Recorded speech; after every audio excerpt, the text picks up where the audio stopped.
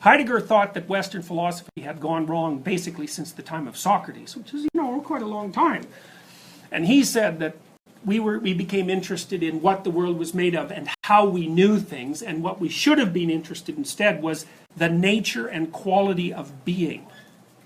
And what he meant by being isn't the objective world. What he meant by being was the manner in which you have experience. And so there are elements of being that aren't objective elements. And so I would say pain is a phenomenological reality, right? It's not something you can index it objectively, but the index is not the phenomena. And is your pain real?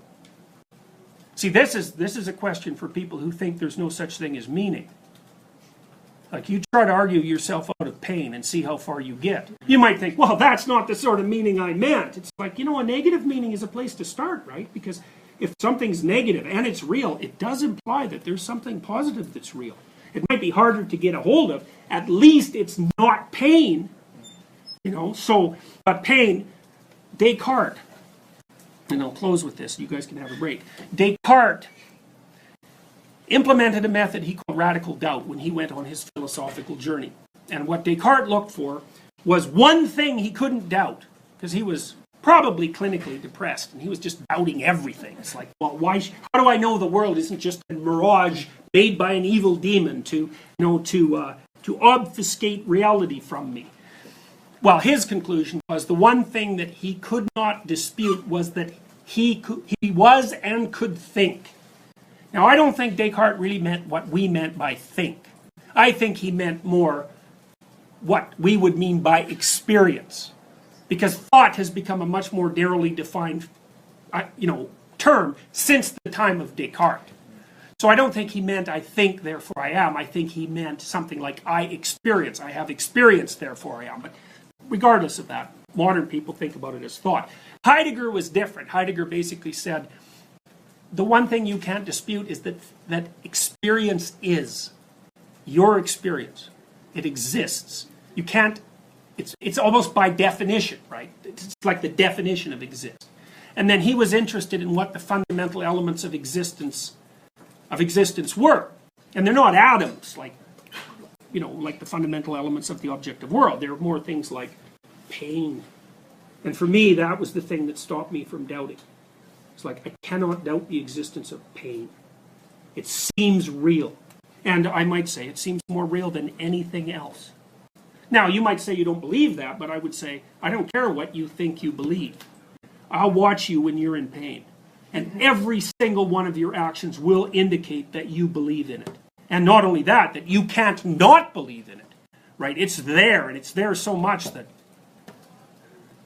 well, that's a meaning. And so that it's in that way that Heidegger, at least in part, thought of existence as, or experience as, composed of meanings. And so part of the reason that this course is called Maps of Meaning is because one of the things we're going to look at is the structure of meaning. And we're going to start with negative meaning because, from my perspective, look, you can doubt whether or not good exists. But once I'm done telling you about the things I know about human history, there won't be a single person in this room who thinks that evil doesn't exist. And you might think that's a bloody horrible thing to learn, but it's not. It's unbelievably useful because once you can establish something that you cannot deny, then you can move from that. And I think you can hypothesize that if you're capable of detecting radical evil, I'll tell you about Unit 731 at some point, or you can look them up yourself. I wouldn't recommend it, by the way. Once you can identify radical evil, and you think, well, that's just, beyond a doubt, that's reprehensible. There's no justification for that whatsoever, no matter what, whenever. Well, then you've got something to stand on. And you can start thinking, well, what's the absolute opposite of that then? You know, it might be, how is it that you could conduct yourself so that in your sphere of influence, the probability that anything like that would ever happen is reduced to the absolute maximum? Well, that's a reasonable moral question. And I don't think it's something that you can dispense with like a casual nihilism. I don't think a nihilist can dispense with it. Because even nihilists suffer. Thank God for that. You know, it's their only source of potential salvation. Sometimes they notice it. Oh, I'm suffering about all this nihilism. Maybe that indicates that there's something flawed in it. It's always possible. Then the Lord rained upon Sodom and upon Gomorrah brimstone and fire from the Lord out of heaven. And he overthrew the cities and all the plain and all the inhabitants of the cities and that which grew upon the ground. But his wife looked back from behind him, and she became a pillar of salt.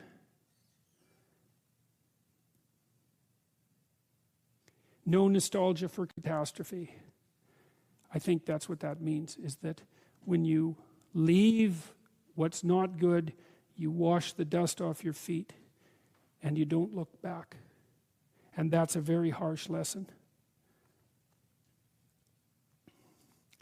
This is echoed a bit in the New Testament. The idea of the necessity for immediate action. These are some of the harsher words that Christ said. This is from Matthew 8. Christ is addressing a multitude and asking people to follow him. And a disciple comes up to him and says, "Lord, suffer me first to go and bury my father." Seems like a perfectly reasonable request. But Jesus said unto him, "Follow me, and let the dead bury their dead." This is from Matthew 12. While he yet talked to the people, behold, his mother and his brethren stood without, desiring to speak with him. Then one said to him, "Behold, thy mother and thy brethren stand without, desiring to speak with thee." But Jesus answered the one who was telling him and said, "Who is my mother and who is my brothers? For whosoever shall do the will of my Father which is in heaven, the same is my brother and sister and mother." Well, what does all that mean? It means that there's no excuses whatsoever for not getting up and getting at it. That's what it means. And it means that, it even means that when people are beset with a catastrophe, like let's say the death of their father, that they are prone to use that as an excuse for not going about the business that they should be going about. Because they can say to themselves, well, I would accept. And accept, there's always good reasons. I mean, believe me, there's always good reasons for not doing what you should. That's for sure. The reasons pile up day after day to not do what you should. Especially because you're aiming at things in the future. You can put them off indefinitely, right? Because of the demands of the day. But these stories, they say a variety of things, you know, especially in combination. They say, when you leave somewhere terrible, do not look back. There's no nostalgia. That's the letting the dead parts of yourself go. And then if you're going to follow the good, there's no excuse not to do it. And it means no excuse whatsoever under any circumstances. And then it's taken even farther with regards to familial relationships. It is, you can't even let them stand in your way. And I think that's all true. And I think I've seen virtually all of that in my clinical practice. Like, there's no excuse whatsoever for not getting at what it is that you should be doing. And I think there's something else that's going on here, especially in the New Testament stories, which is even maybe worse, which is it's absolutely reprehensible to justify your inaction with the catastrophe that extracts mercy from other people. Right? There's a tricky game that's going, well, of course I can't do that. Look at the terrible thing that's just happened to me. It's, yeah, okay, I understand. You're absolved of any necessity to move forward because of your current catastrophe. It's like, well, actually you're not. And it's rather rude of you to use it as an excuse. And it's certainly counterproductive. Here's an interesting thing. So one of the postmodernist claims is that diversity is necessary.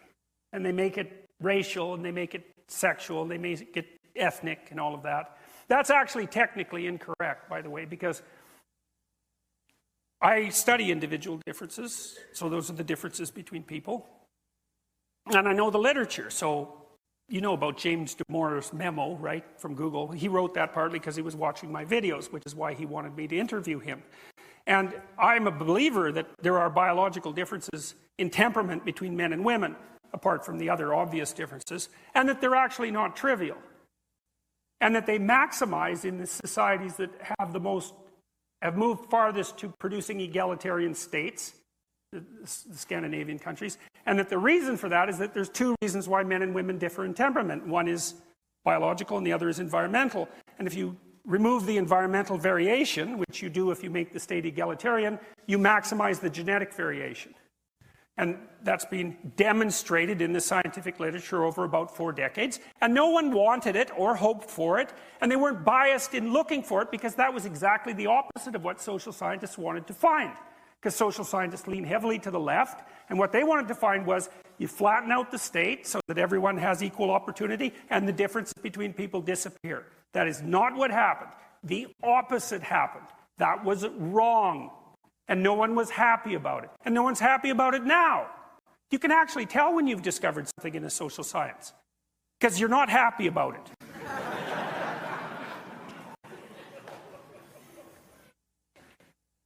But if you take, let's say, there's a big difference between men and women in terms of trait agreeableness. Compassion and politeness. On average, women are more agreeable than men. And the difference is approximately this. If you take random pairs of men and women out of the population, let's say you had to make a bet on who was more agreeable. If you bet that it was the woman, you'd be right 60% of the time. Well, that's not that much. It means you'd be wrong 40% of the time. That's almost 50% of the time. So this is a big difference by social science standards, but that's the magnitude of the difference. There are some differences that are bigger, like the difference between men and women's interest in people versus things is actually bigger than that. That's the biggest difference we know. But it's a big difference, let's say, the agreeableness difference. But still, the shared attributes of men and women far outweigh the attributes that differentiate them. Because you could ask, are there more differences within groups or between them? Now, the postmodern answer to that is between them. That's why you need diversity. By group, right? That's why you need different races. That's why you need different ethnicities and sexual preferences and all of that. Well, that's wrong. There's more difference within the groups than there is between them. You don't get diversity by crossing the groups. You get diversity by selecting across individuals. In fact, the idea that there is more differences between groups than there is between individuals is actually the fundamental racist idea. It's the fundamental racist idea, which is, well, let's say you're Asian, Oriental, to use the old word to discriminate the one type of Asian, say, from the other. You're so different from me that there's no overlap between our groups. And you're also so different, and there's so little difference within your group that now that I know that you're not me, you're not one of mine, I actually know what you're like. No. Technically, that's incorrect. That's wrong. That isn't how you get diversity.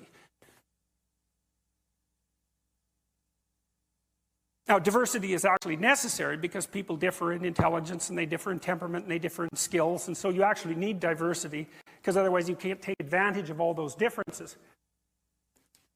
So you need diversity, but you need genuine diversity. And like, what would genuine diversity mean? If you're trying to put together a work team, you want people of sufficient diversity so that they more or less, so that you gather together the appropriate talents to produce the implement that's necessary to work properly in the world. That's a competence marker.